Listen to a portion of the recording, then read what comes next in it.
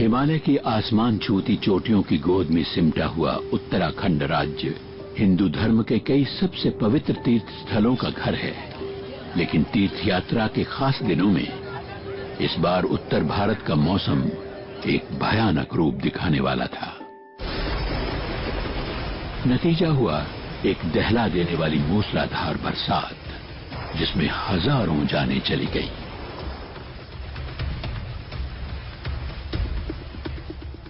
एक खौफनाक तूफान के आसार नजर आ रहे थे और उत्तराखंड के बड़े बड़े इलाके तहस नहस हो गए।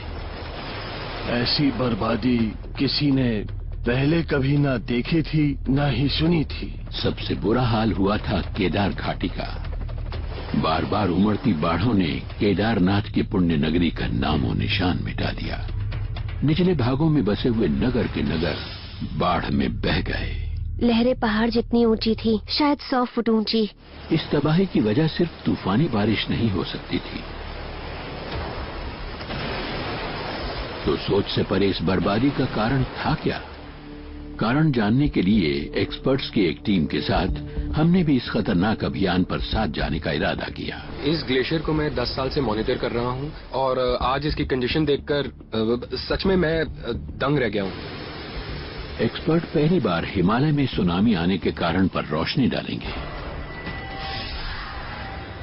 Himalayan tsunami. जून 2013। सैकड़ों हजारों तीर्थयात्री 4 धाम की यात्रा करने हिमालय की तराई के इस हिस्से में आए हुए हैं।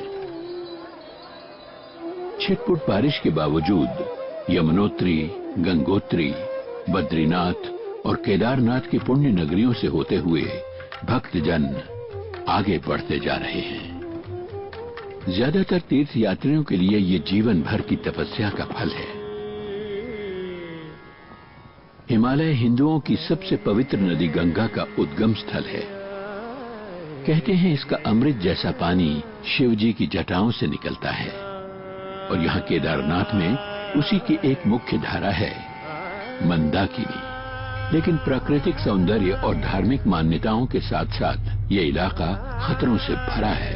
ये इलाका जियोलॉजी के हिसाब से बहुत नाजुक है और यहाँ दुर्घटनाएं होने की संभावनाएं बहुत अधिक हैं। 14 जून दोपहर 3:25। तबाही से बस 2 दिन पहले दिल्ली के मौसम विभाग के डेटा ने दिखाया कि पूर्वी भारत के ऊपर मानसून जोर पकड़ रहा है। देहरादून के ऑफिस में डॉक्टर आनंद शर्मा ने देखा कि मानसून कुछ ज्यादा ही तेज रफ्तार से बढ़ता आ रहा है। आमतौर पर मानसून बहुत धीरे धीरे बढ़ता है। सामान्यतः मानसून उत्तराखंड में जून के आखिरी हफ्ते में पहुंचता है, मगर इस बार ये बहुत ही जल्दी आ गया। डॉक्टर शर्मा ने एक रिपोर्ट भेजी कि मानसून 2 हफ्ते पहले ही दिल्ली में आ जाएगा। 15 जून उधर केदार घाटी में केदारनाथ के पावन मंदिर में भक्तों की भीड़ बेतहाशा उमड़ती चली आ रही है। सामान ढोने वाले जानवरों के मालिकों और कुलियों की हड़ताल के कारण हजारों लोग फंस गए हैं। लेकिन पुजारी और लॉज के मालिक गोपेश बाजपेयी स्थानीय लोगों के साथ यात्रियों की सालाना भीड़ से अच्छी खासी कमाई कर लेते हैं। यहाँ के सभी आश्रम पारिवारिक पंडित ही चलाते हैं और वही उनकी देखभाल भी करते हैं। हम ही यहाँ पूजा और विधि विधान भी करते हैं और मेहमानों का इंतजाम भी हम ही करते हैं। जब मैं केदारनाथ आया था तब मैं 18 साल का था और आज मेरी उम्र 40 साल हो गई है। मुझे यहाँ पे बाबा केदारनाथ में 22 साल हो गए हैं। पास ही 16 वर्षीय लिबनी गर्ग और उसका परिवार केदारनाथ के प्राचीन मंदिर में पूजा कर रहा है। लंबा पहाड़ी रास्ता तय करके ये अभी अभी यहाँ पहुँचे हैं। मुझे आना नहीं था, पर पिछले कुछ दिनों से मेरे पिताजी ने कहा कि मैं चाहता हूँ तुम भी चलो। मेरी माँ 4 धाम की यात्रा करना चाहती थी। हमने बाकी की 3 धाम की यात्रा तो कर ली है, ये आखिरी है। मेरे पिताजी को बहुत खुशी थी कि इतनी छोटी उम्र में मैं तीर्थ यात्रा कर लूंगी। 2 किलोमीटर ऊपर चोराबारी ग्लेशियर पर Wadia institute of Himalayan geology के फार्म भंडारी और धनवीर सिंह का कैंप है। 10 साल से चले आ रहे अध्ययन के अनुसार ये रोज जियोलॉजी और मौसम से संबंधित जांच परख करते रहते हैं। 14 की सुबह जब मैंने बारिश दर्ज की थी सुबह सुबह, तो उसमें लगभग 700 मिलीमीटर की रीडिंग आई थी। उसके बाद अगले दिन 15 की सुबह को दोबारा जब मैंने बारिश की रीडिंग ली तो वो लगभग 600 मिलीमीटर की रीडिंग आई। इतनी जबरदस्त बारिश और उतनी ही तेज हवा दोनों ही बराबर चल रहे थे। 15 जून सुबह के 9 बजे देहरादून के मौसम विभाग में डॉक्टर आनंद शर्मा ने एक चौंका देने वाली रिपोर्ट दी। मॉनसून पूरे जोर शोर से आ पहुंचा था। 2 हफ्ते की जगह उसे देश पार करने में सिर्फ 1 दिन का समय लगा था। 1-2 दिन में ही पूरा इलाका घने बादलों से ढक गया था और आसार ऐसे थे कि 17 जून को बारिश बहुत बढ़ जाने का खतरा था। उन्होंने एक बुलेटिन जारी किया कि अगले 72 घंटों में उत्तराखंड में 25 सेंटीमीटर तक बारिश हो सकती है और एक तूफान यात्रियों से ठसाठस भरे चारों नगरों की तरफ बढ़ रहा है। हमने ये सलाह दी कि 4 धाम की यात्रा कुछ समय के लिए रोक दी जानी चाहिए और फिर हमने ये भी कहा कि जमीन धसकने की भी संभावनाएं हैं। पहाड़ के लोग सुरक्षित स्थान पर चले जाएं और बाकी लोग भी पहाड़ों पर मत जाएं, क्योंकि हमें ये मालूम था कि कुछ होने वाला है, कुछ बहुत गंभीर होने वाला है। 16 जून पूरे भारत में खतरे की घंटियां बज उठी। मौसम विभाग के केंद्रों ने पूरे उत्तराखंड पर गंभीर रूप से बादल फटने की चेतावनी दी और चारों धाम के यात्रियों को सुरक्षित जगह पर चले जाने की सलाह दी। देखिए, अजीब बात ये थी कि एक कम दबाव वाला सिस्टम अपने साथ बहुत भारी नमी लेकर पूर्व से पश्चिम की तरफ जा रहा था और एक था पश्चिमी दबाव जो भूमध्य सागर और अरब सागर से अपनी नमी लेकर पश्चिम से पूर्व की तरफ बढ़ रहा था। जिस वक्त ये दोनों सिस्टम पूर्व राजस्थान के ऊपर से गुजरे तो एक दूसरे से टकरा गए। उन्होंने अपनी नमी हिमालय पर उड़ेल दी और फिर तूफान की तैयारी पूरी हो गई। लेकिन चेतावनियां ज्यादा यात्रियों तक नहीं पहुंच पाईं। जितेंद्र कुकरेती अपनी पत्नी और 2 बच्चों समेत बारिश के बावजूद अपने आखिरी पड़ाव केदारनाथ की तरफ चल दिए। हम 2 लोग वहां सड़क की हालत देखने गए, तब हमें पुलिस ने सूचना दी कि बारिश के खतरे के कारण वो किसी को ऊपर जाने नहीं दे रहे हैं। लोगों को नीचे जाने की इजाजत थी लेकिन ऊपर जाने की नहीं। 4 धाम की यात्रा में केदारनाथ का मंदिर सबसे दूर है। वहां सीधी चढ़ाई पर केदारनाथ की एक तंग पगडंडी पर चलकर ही पहुंचा जा सकता था और 14 किलोमीटर लंबे उस रास्ते पर सैकड़ों यात्री फैले हुए थे। जब हम दोबारा नीचे आए तो हमने देखा कि मंदाकिनी नदी का पानी तेजी से बढ़ रहा था।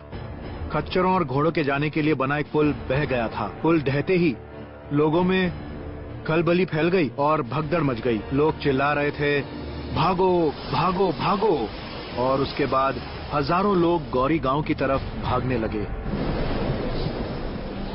16 जून शाम 4 बजे आने वाले खतरे से बेखबर लिबनी और उसके परिवार ने 4 धाम की यात्रा पूरी कर ली और केदारनाथ से नीचे उतरने लगे।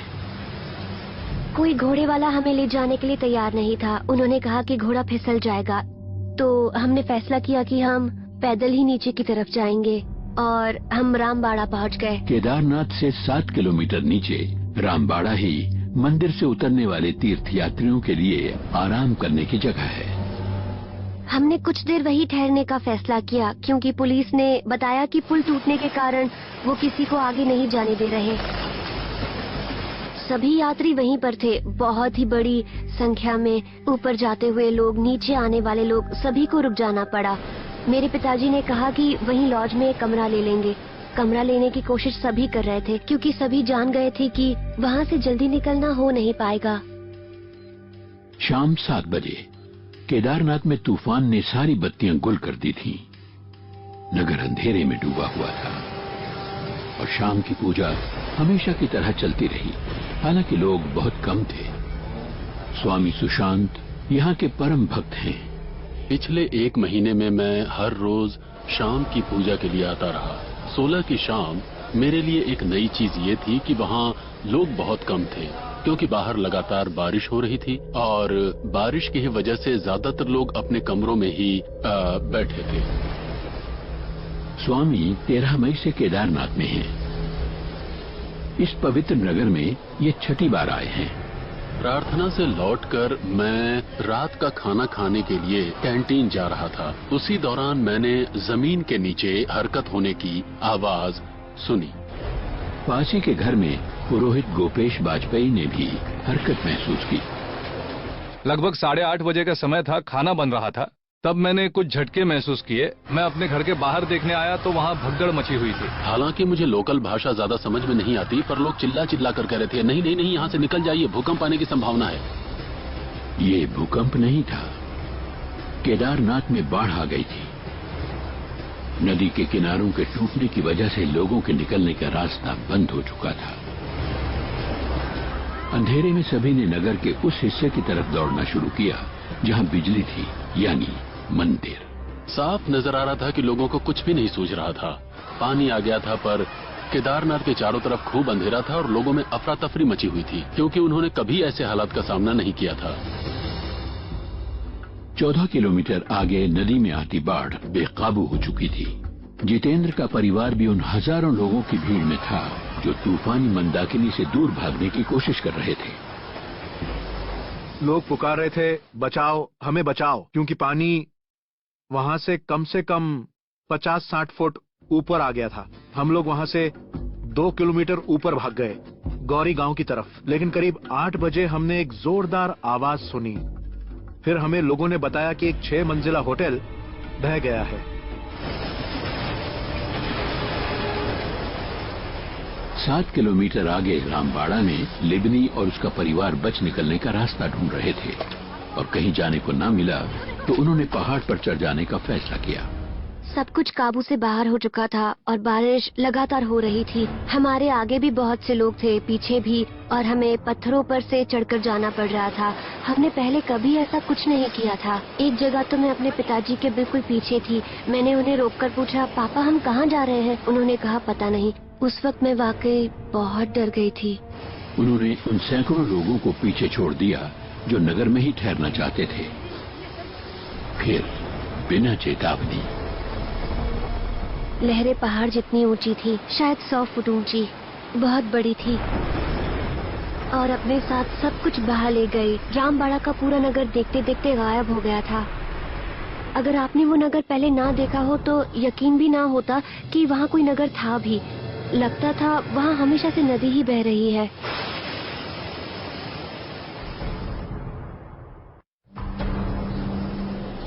जून 2013 को वक्त से पहले मानसून आ जाने से उत्तराखंड की नदियों में भयानक बाढ़ आ गई। गंगा की सहायक नदियों के तूफानी बहाव ने गंगा के साथ मिलकर किनारे तोड़ डाले।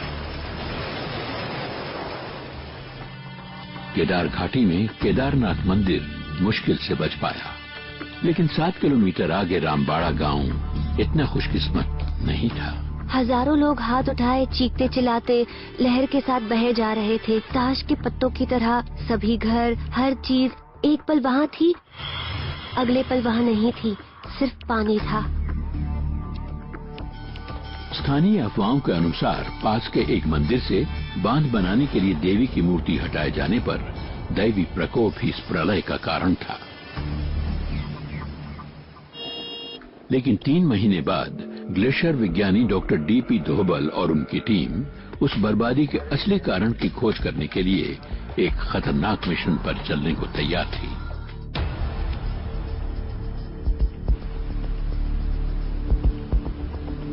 सफर जोखिम भरा था। जमीन अभी तक अस्थिर है और धसकने का डर लगातार बना हुआ है। सफर में 7 किलोमीटर आगे जाने पर उन्हें आराम करने के लिए उस लोकप्रिय जगह रामबाड़ा पहुंच जाना है। डॉक्टर दोभल चोराबारी हिम नदी के अध्ययन के दौरान इस नगर में पहले भी कई बार आ चुके हैं, लेकिन वो भी पहचान न पाए कि ये वही जगह है जहां रामबाड़ा नगर था। आप वो देख रहे हैं? हाँ, बहुत ही भयानक नजारा था। हम अंदाजा भी नहीं लगा पाए कि दुकानें कहाँ होती थी और यहाँ सड़क थी या नहीं। हाँ, यहाँ सड़क थी ना।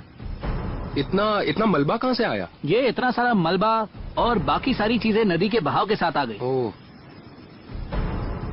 देखो यहाँ जो सड़क थी उसका तो नामो निशान नहीं। जी। और यहाँ जो दुकानें थी वो तो निकल गई। सब बर्बाद हो गई। सब निकल गई। और ये इधर एक दुकान इधर भी थी, है ना? यहाँ पर 3-4 दुकानें थी यहाँ पर। और क्या पानी का स्तर यहाँ तक था? पानी यहाँ ऊपर तक था।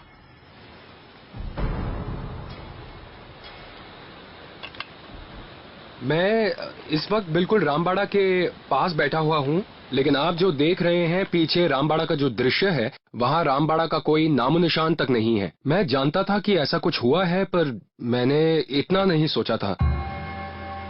एक पूरा शहर बिल्कुल गायब कैसे हो सकता है?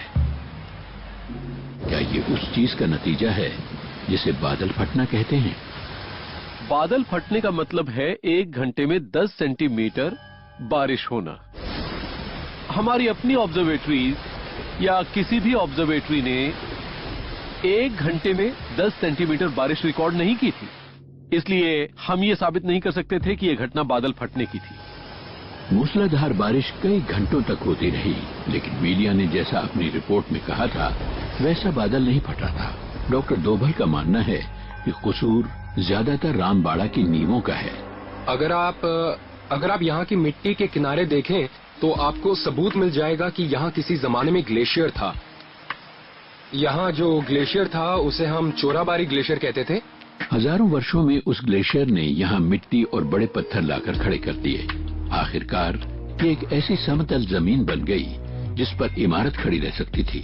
तीर्थ यात्रियों के लिए ये एक लोकप्रिय आराम करने की जगह बन गई थी, लेकिन जियोलॉजी की नजर से इस इलाके की हालत बहुत नाजुक थी। रामबाड़ा नगर की कोई नींव ठोस नहीं थी। घाटी में 6 महीने की बारिश एक दिन में ही बरस गई।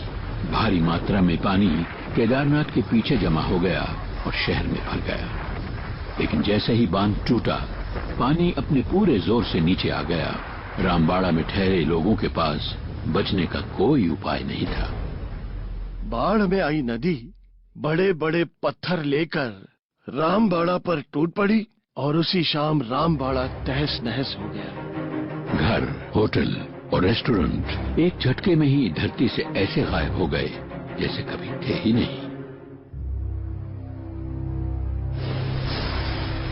केदारनाथ और रामबाड़ा में बच जाने वाले खुशकिस्मत लोग लगातार होती ठंडी बारिश के दौरान एक भयानक रात गुजारने के लिए संघर्ष कर रहे थे।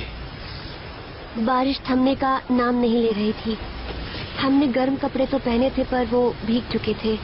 ठंड बहुत ज्यादा थी। तापमान जरूर 0 से तो नीचे ही रहा होगा और बारिश तो बंद हो ही नहीं रही थी। बारिश और सर्दी के कारण कोई भी सो नहीं पाया और सबसे भयानक चीज थी लगातार पत्थरों के टूटने की आवाज। हर 5-10 मिनट में एक पत्थर टूट रहा था। हम सिर्फ ये प्रार्थना कर रहे थे कि जिस पत्थर पर हम हैं वो टूट न जाए। लिबनी और उसके परिवार को अंदाजा नहीं था कि हालात बद से बदतर होने वाले हैं।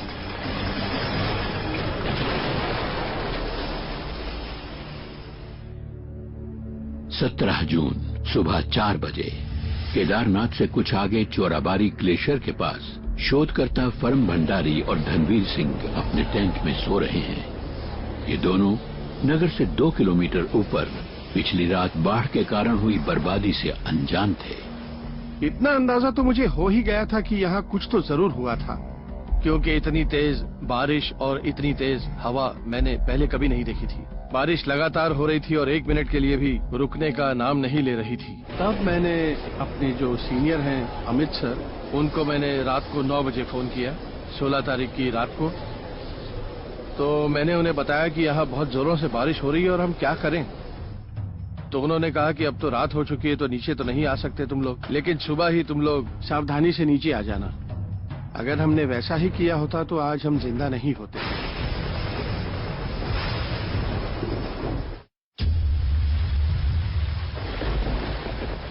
17 जून 2 दिन से लगातार बारिश हो रही है। तूफान ने पूरा रामबाड़ा नगर तो पहले ही अपनी चपेट में ले लिया था और अब बाढ़ के कारण बड़े बड़े इलाकों की बर्बादी हो रही है। पानी के किनारे बनी इमारतों की नींवें खिसकनी शुरू हो गई हैं।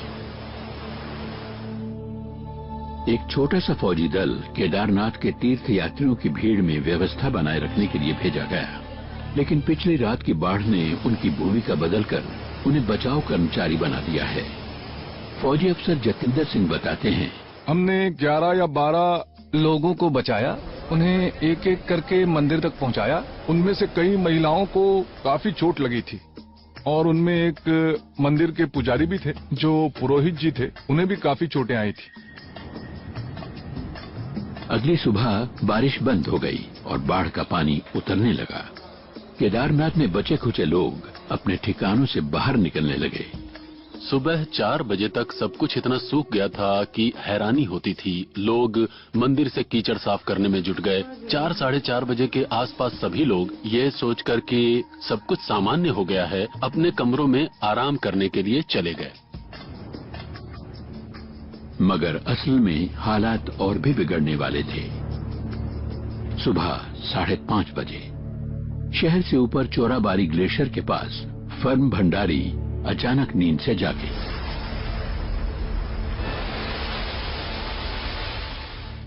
एक कुछ अजीब सी आवाज आई वहां से। लगा जैसे एक साथ बड़ी मात्रा में गैस छोड़ी गई हो। मेरे दोस्त ने पूछा कि क्या हुआ और उन्होंने मुझे उठकर देखने को कहा। मैं अब तक अपने स्लीपिंग बैग में ही था। अभी तक मैं ठीक से उठ भी नहीं पाया था कि दूसरी आवाज आई। दूसरी आवाज आने के बाद मैंने बोला कि मैं देखता हूँ चेन खोल के। तो मैं देखने लगा तो पानी का जोरदार बहाव हमारी तरफ आ रहा था। तभी मैंने बोला कि धनवीर भाग, और हम सीधा भाग गए। तो थोड़ा ऊपर टॉप में चले गए तो फिर हम दोनों एक बड़ी चट्टान पर खड़े हो गए। पानी ऊंची ऊंची उछालें भरता हुआ आसमान को छू रहा था। लहरें बिल्कुल ऐसी थी जैसे कि कोई सुनामी हो। कुछ नहीं दिख रहा था, बहुत अंधेरा था। मिट्टी पत्थर सब आसमान की तरफ उड़ रहे थे। 2 किलोमीटर नीचे केदारनाथ में गोपेश बाजपेयी ने भी वही गरजता हुआ धमाका सुना था। जब मैंने वो आवाज सुनी तो मैं फौरन छत पे चला गया और वहां से मैंने मंदाकिनी का हाल देखा। बहाव बहुत तेज था और मंदाकिनी का जो उछाल था वो मेरे ख्याल से कम 10 फुट ऊंचा था। मैंने लोगों को बाजारों में इधर से उधर भागते हुए देखा। अचानक एक जोरदार पुकार मची, भागो भागो भागो। मैं कूदता फांदता हुआ सीधा मंदिर पहुंच गया। मैंने अपनी छत पर से मंदाकिनी को विनाश के देवता रुद्र का रूप धारण किए हुए देखा। उसकी जो लहर थी वो चट्टानों, पत्थरों और मलबे को इस तरह बहाकर ले जा रही थी। जहां से मंदाकिनी नदी निकलती है वहीं उसने एक विकराल रूप धारण कर लिया था, जैसे किसी 5 सिर वाले नाग जैसा। मंदाकिनी केदारनाथ में से होकर बह निकली। तो मैंने देखा अपनी आंखों के सामने कि दुकानें, मकान, और वहां ठीक मेरे घर के सामने एक आगरा भवन था। उसके छत पे कुछ लोग खड़े थे। उनमें से 15-16 लोग उसी पानी के बहाव में डूबकर बह गए। शहर के बीचों बीच केदारनाथ मंदिर ने उस सुनामी जैसी लहर का असली धक्का झेला। उस दरवाजे पर पानी का इतना ज्यादा जोर पड़ा कि दरवाजा बह गया। मेरा कद कम से कम 6 फुट 2 इंच है और कम से कम 6 फुट पानी अंदर आया। हम लोग दरवाजे के पास खड़े थे। जैसे ही पानी अंदर आया हमने अपना संतुलन खो दिया और हमारे पांव टिक न सके। 3-4 मिनट तक हमारे पांव के नीचे जमीन नहीं थी। पानी का दबाव इतना जबरदस्त था, लेकिन हमने एक दूसरे को पकड़ रखा था। इस तरह हम अपने आप को बचा पाए। लेकिन बीच में जो लोग खड़े थे जिन्हें सहारा नहीं मिला वो पानी के साथ बह गए। बाहर स्वामी भी बर्बादी मचाते हुए पानी के बीच मंदिर की लोहे की बाड़ पकड़कर लटके हुए थे। कितने ही लोग बहाव में बह गए। कुछ सेकंड्स बाद मुझे लगा कि मेरा भी अंत समय आ गया।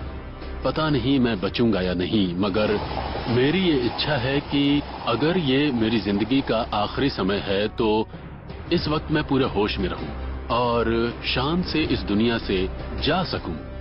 और मैंने अपने गुरु का नाम जपना शुरू कर दिया। लेकिन पानी जितनी तेजी से आया था उतनी ही तेजी से चला गया। 4 मिनट में तो सब कुछ खत्म हो गया था, पर मैं अगले 10 मिनट तक कांपता ही रहा। समझ नहीं पा रहा था कि अभी अभी क्या हुआ था। केदारनाथ नष्ट हो गया। तूफान की मार के बाद कीचड़ के एक मोटी चादर के नीचे डूब गया। सिर्फ शिव जी के प्राचीन लिंग वाला मंदिर ज्यों का त्यों खड़ा रहा। इस घटना को हिमालय की सुनामी कहते हैं, क्योंकि वो भी पानी की एक दीवार थी, बहुत बड़े बड़े पत्थरों वाली, जो केदारनाथ से आ टकराई थी। और जो भी 16 जून की रात तक बचा रह गया था, वो भी गायब हो गया 17 जून की सुबह तक। सुनामी 14 किलोमीटर नीचे बढ़ती गई, एक खूंखार दानव की तरह जो रास्ते में आई हर चीज को निगलता जा रहा था। केदार घाटी की निचली बस्तियां गौरीकुंड समेत बह गई, लेकिन इतनी भारी मात्रा में पानी आया कहां से? बारिश कुछ देर के लिए रुकी और रात की बाढ़ का पानी उतरने लगा। 6 बजे बारिश बंद थी, वहां कुछ भी नहीं था। इतने पानी की कोई कल्पना भी नहीं कर सकता था। एक्सपर्ट सोचते हैं कि पानी ग्लेशियर से आया होगा, लेकिन बचने वालों द्वारा पानी के बारे में दिए गए बयानों से ये बात मेल नहीं खाती।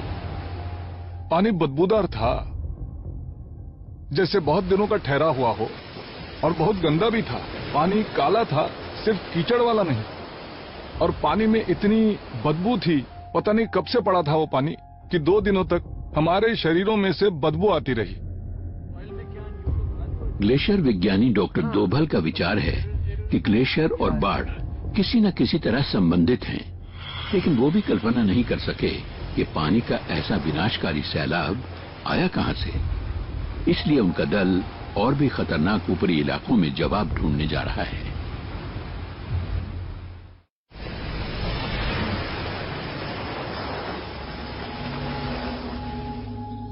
सत्रह जून की सुबह सुनामी जैसे एक खौफनाक तूफान ने हिमालय के केदारनाथ नगर को देखते ही देखते तहस नहस कर दिया। 3 महीने बाद एक शोध दल उस वीरान शहर में इस बर्बादी की छानबीन कर रहा है।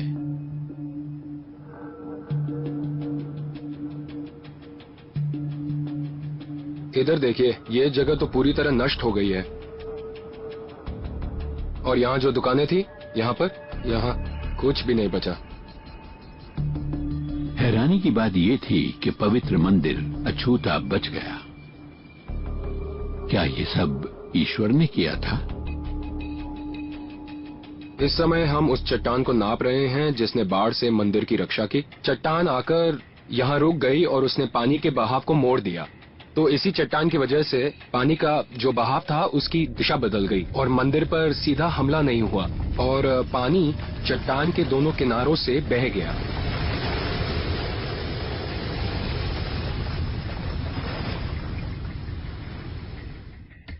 मैं जो है पिछले 22 साल से इस एरिया में काम कर रहा हूँ और ये मेरे लिए भी एक रहस्य है कि इतनी बड़ी चट्टान यहाँ पहुंची और उसने मंदिर को बचाया। बिल्कुल जादू की तरह इसने पानी के बहाव का रुख मोड़ दिया। लेकिन सवाल वही है, वो सुनामी जैसी लहर आई कहां से?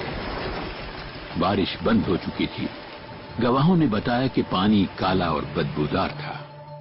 डॉक्टर दोभल को शक है कि शायद इसका जवाब केदारनाथ से 2 किलोमीटर ऊपर एक प्राचीन झील पर मिल सकेगा और इनकी टीम इस वक्त वहीं जा रही है।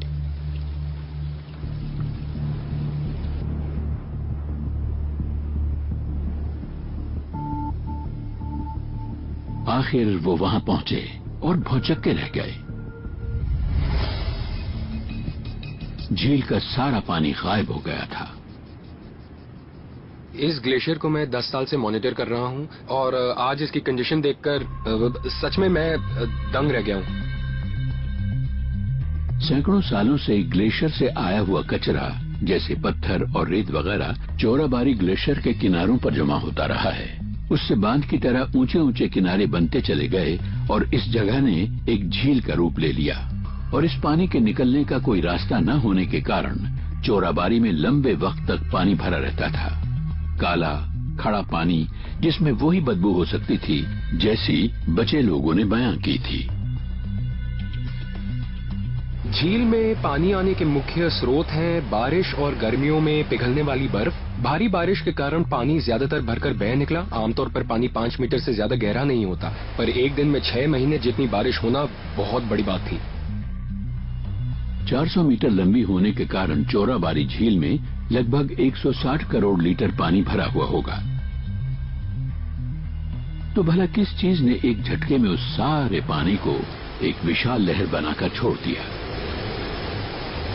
कुछ विशेषज्ञों का अंदाजा है कि ये ग्लेशियर झील के किनारे टूट जाने से हुआ होगा। दरअसल इस झील को ग्लेशियर का पानी नहीं भरता। सवाल यह है कि झील के किनारे टूटे कैसे? एक भयंकर बर्फ की सरकती हुई चट्टान से। यहाँ बर्फ के बचे हुए टुकड़े देख सकते हैं। आप देख सकते हैं कि बर्फ पुरानी है। ये चीजें सरकती चट्टान की हैं और ये इसी इलाके से आई हैं। पहाड़ के इस तरफ का ये बड़ा सा निशान बताता है कि टनों पत्थर और बर्फ झील में आ गिरे थे। पानी अपने साथ चट्टानें लाया जो अचानक नीचे गिरी और इनके गिरने से एक बहुत बड़ी विशाल लहर बन गई। झील का बांध अचानक टूट जाने से लाखों टन पानी, पत्थर और बर्फ केदारनाथ पर बड़ी तेजी से बरस पड़े। पानी बहुत ज्यादा तेज रफ्तार से नीचे की तरफ बह रहा था और ज्यादातर नुकसान इसी कारण हुआ था।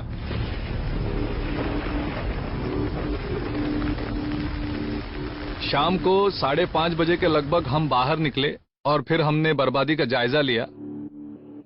हमने देखा कि जिस केदारनाथ को हम जानते थे वो उजड़ चुका था। कुछ समझ में नहीं आ रहा था कि सारे लोग चले कहां गए।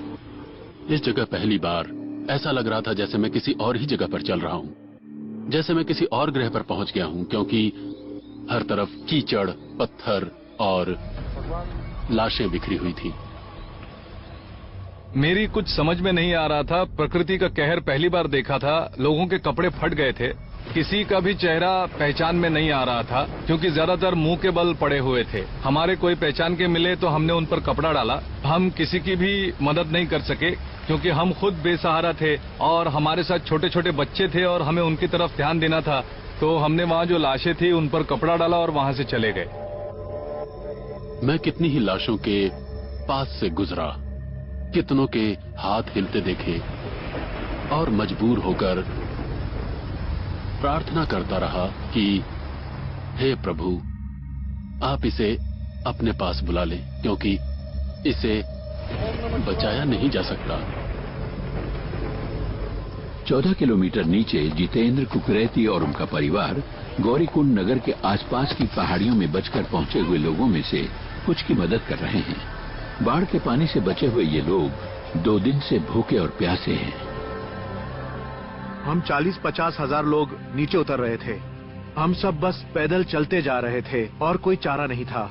वो पहाड़ी रास्ता था। पहाड़ी रास्ता भी ऐसा था कि वो बहुत खतरनाक था। नीचे नदी भी थी। हमें से कई लोगों को ब्लड प्रेशर की शिकायत थी। कुछ लोगों को तो हार्ट अटैक आ गया बीच रास्ते में, क्योंकि वहाँ किसी तरह का इलाज हो पाना बहुत मुश्किल था, तो वो लोग वहीं पर मर गए।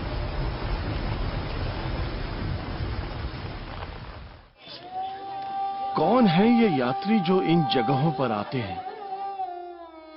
इनमें से ज्यादातर लोग तो बड़ी उम्र के हैं जिन्हें विश्वास है कि अब जीवन के अंत में मुक्ति पाने का समय आ गया है। ऐसे लोग भी हैं जिन्हें ऊंचाइयों का अंदाजा नहीं है जो उन्हें चढ़नी पड़ेंगी। उन्हें आदत नहीं होती। कुछ लोग तो रबड़ की चप्पल पहनकर ही चले आते हैं। मौत का डर 16 वर्षीय लिबनी और उसके परिवार के दिलों में भी बैठा हुआ है। मेरे पिताजी डायबिटिक हैं और हमने काफी समय से खाना नहीं खाया था। मेरे पिताजी की तबीयत ठीक नहीं थी, पर वो बहुत हिम्मत दिखा रहे थे। उन्होंने किसी को कुछ नहीं बताया। हम देख रहे थे कि उन्हें चक्कर आने लगे हैं। जैसे ही हम पहाड़ से उतरकर नीचे पहुंचे तो उस वक्त मेरे पिताजी बेहोश हो गए। उस वक्त शायद उनकी हिम्मत टूट गई थी। उत्तराखंड के आसपास आखिर बचाव कार्य शुरू होने वाला था। फंसे हुए लोगों की जिंदगियां अब बचाव दल के हाथों में थी, लेकिन आगे जो होने वाला था उसके लिए वो भी तैयार नहीं थे।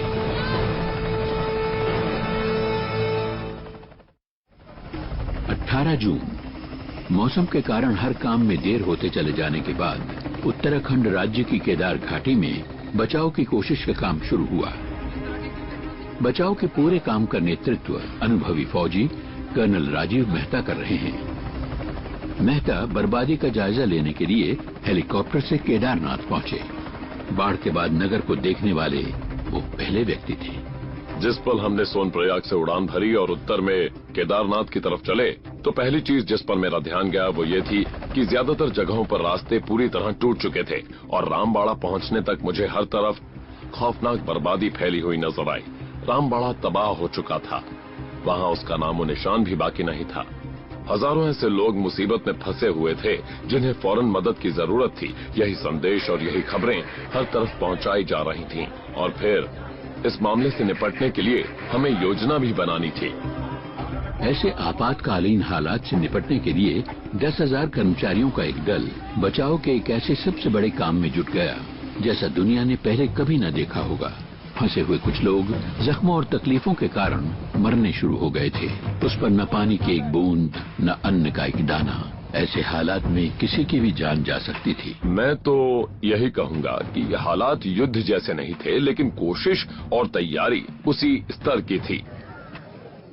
राज्य भर में 60 हेलीकॉप्टर प्रभावित इलाकों में जरूरी सामान और 300 टन खाना पहुंचाने के काम में लग चुके थे।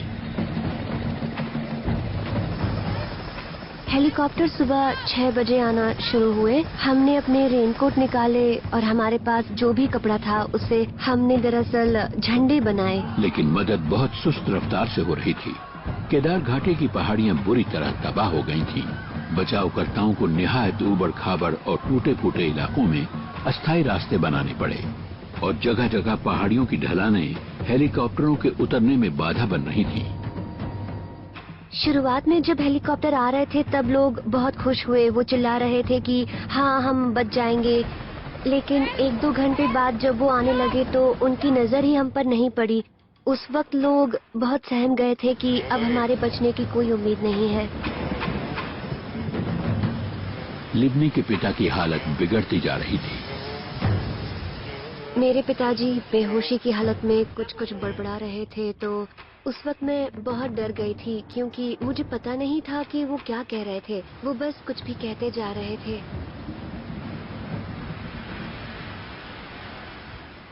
लेकिन धुंध के घने बादल और बार बार आते तूफान राहत कार्य में बाधा डाल रहे थे। अभी तक 3 बचाव हेलीकॉप्टर दुर्घटनाग्रस्त हो चुके थे और 22 कर्मियों की जान जा चुकी थी। फिर भी हेलीकॉप्टर पायलटों ने हिम्मत नहीं छोड़ी। श्रेय उन चालकों को भी मिलना चाहिए जिन्होंने अपनी सुरक्षा की परवाह न करते हुए जोखिम उठाए। वो हर बाधा और हर मुश्किल का सामना करते हुए उड़ते रहे और तेजी से लोगों को निकालते रहे। लेकिन जहां 1 लाख यात्री फंसे हुए हों, वहां राहत कार्य भी मुश्किल होता है। मुझे अपने पिता के लिए बहुत डर लग रहा था। इतना डर पहले कभी नहीं लगा। दोपहर के करीब एक हेलीकॉप्टर आया और कुछ फौजियों को छोड़कर वापस चला गया। उसमें से आर्मी के एक जवान पर बहुत से लोग जमा होकर उस पर चिल्लाने लगे कि हमें बचाओ, हमें बचाओ। मेरी माँ ने उनसे कहा कि आपको मेरे पति की मदद करनी चाहिए वरना वो मर जाएंगे। इनकी हालत आप देख लीजिए। जब हम हेलीकॉप्टर पर सवार हो रहे थे तो मैं बार बार अपनी माँ से कह रही थी, माँ हम बच गए, हमें बचा लिया गया। माँ ने कहा, हाँ तुम ये बात कई बार कह चुकी हो, पर मैं वही दोहराती चली जा रही थी, बार बार लगातार।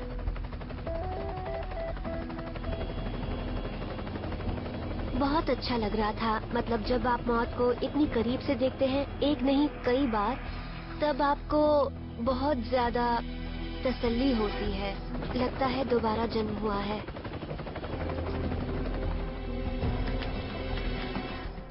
सोनप्रयाग के पास निचली केदार घाटी में जितेंद्र कुकरेती परिवार के साथ हेलीपैड तक पहुंच गए हैं। वहाँ पर हम लोग कम से कम 200-250 आदमी रहे होंगे और बचाव कार्य के लिए एक छोटा हेलीकॉप्टर आया था जो कि 10-12 लोगों को ही ले जा सकता था, उससे ज्यादा नहीं ले जा सकता था। सिर्फ 2 राउंड लगा के 5:30 बजे पायलट ने कहा कि अब मैं कल सुबह आऊंगा। लेकिन जितेंद्र ने घाटी उतरते रहने का फैसला किया, इस उम्मीद में कि वहाँ हेलीकॉप्टर आराम से उतर पाएंगे। हम लोगों ने चट्टान के नीचे से निकलने की कोशिश की और जैसे ही हम चट्टान के बीच में पहुंचे वैसे ही मैं क्या देखता हूं कि ऊपर से पूरी चट्टान खिसक गई है। मेरे बेटे के सिर में कुछ पत्थर लग गए थे, उसके सर में बहुत चोट आ गई थी और वो नदी के किनारे पानी की तरफ गिर गया था। उस समय उसकी हल्की नब्ज चल रही थी। उसी दौरान हमने अपनी बेटी को भी ढूंढना शुरू किया, लेकिन वो हमें कहीं भी दिखाई नहीं दी।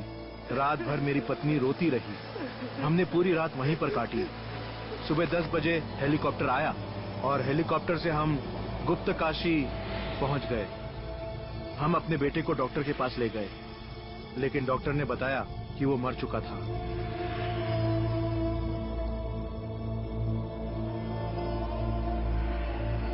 विनाश लीला 17 जून को ही खत्म नहीं हुई थी। मैं कह सकता हूं कि बर्बादी अभी जारी है। राज्य में 19 और 31 जुलाई के बीच जमीन खिसकने की करीब 450 वारदातें रिकॉर्ड की गई थी और हर बार इस तरह की घटनाएं केवल तकलीफ को बढ़ाती जाती हैं। जितेंद्र को आज तक पता नहीं चला कि उनकी बेटी जिंदा भी है या नहीं। मेरे बच्चों के स्कूल की छुट्टियां थी तो मैंने सोचा इन्हें घुमाने ले जाऊं। हमने सोचा कि तीर्थ यात्रा भी हो जाएगी और बच्चे पहाड़ों में घूम भी लेंगे। हमने कभी ऐसी कल्पना भी नहीं की थी कि हमारे साथ ऐसा हादसा हो जाएगा। उत्तर भारत का उत्तराखंड राज्य इतिहास की एक सबसे विनाशकारी मानसून की चपेट में आ गया। अंदाजा तो 6000 लोगों के मरने का है, लेकिन असल संख्या काफी ज्यादा हो सकती है। 14 दिन तक बचाव कार्य जोरों से चलता रहा और आखिरकार फंसे हुए 1 लाख लोगों को बचा लिया गया। तीर्थयात्री भारत के अन्य भागों में अपने अपने घरों को लौट रहे हैं, लेकिन बच जाने वाले 3000 स्थानीय परिवारों के लिए लौटने की कोई गुंजाइश नहीं थी।